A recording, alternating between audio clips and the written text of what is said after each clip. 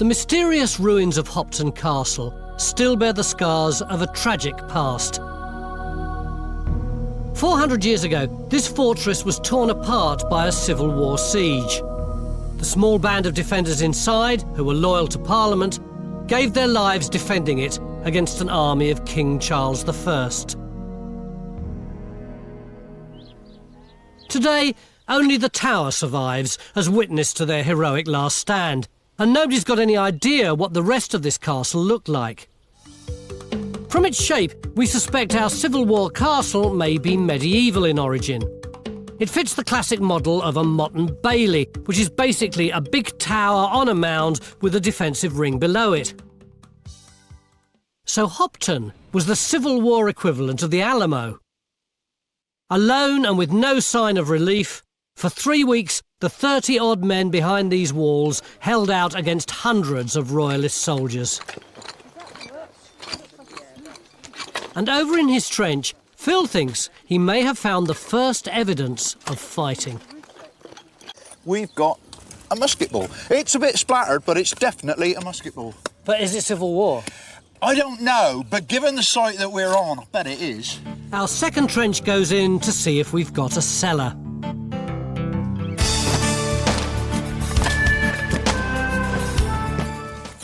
It looks like we're coming onto a sort of different level here. We've been through this incredibly loose, compacted brick deposit, which I guess is what? Do you think the walls of the building? Yeah, that is nice. Neil and Bill are digging a deep cellar, which we hope might contain the bodies of the garrison.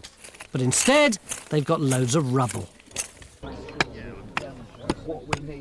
And over in his trench, Phil thinks he can now tell the first part of their story. I think in 1644, in this spot, there was a wall. This is the wall. And I mean, whether or not there was a complete building there, I don't know, or whether that building was ruinous, I don't know. But there was certainly a wall here.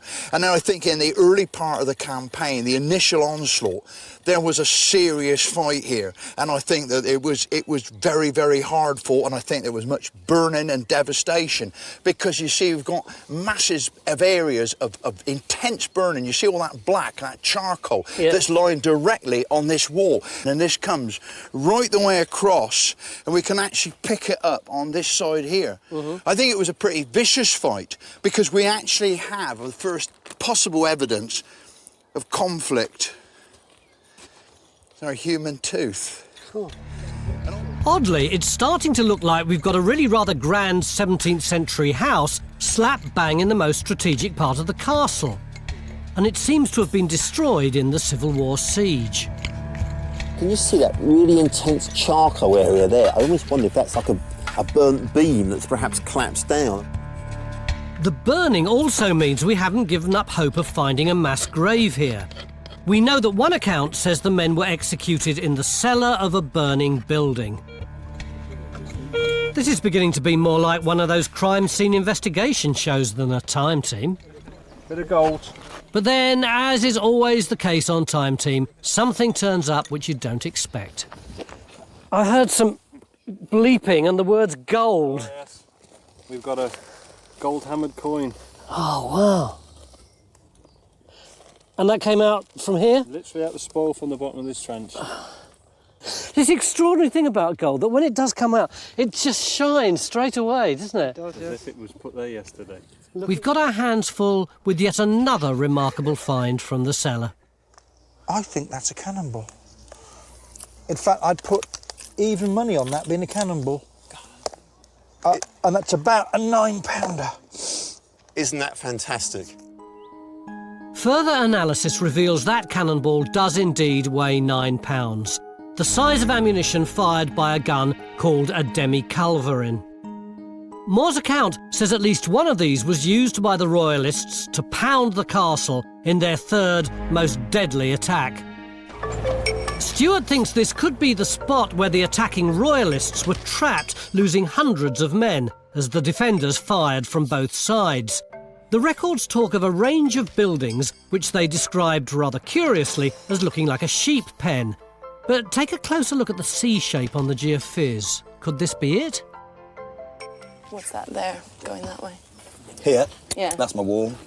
Matt's found the far end of our brick building, and it isn't just a house, it's a mansion. In fact, it was so big, the builders had to fill in the moat around the tower just to squeeze it into the bailey.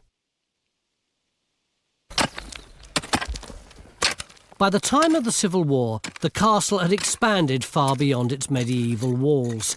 To me, this is looking more and more like a country house than a castle. We've got these huge, great big roof slates coming up as well. And everything we found over the past few days suggests that in both medieval times and during the Civil War, Hopton was more of a country house than a castle. Join Time Team on Patreon to access exclusive 3D models, masterclasses and behind-the-scenes insights.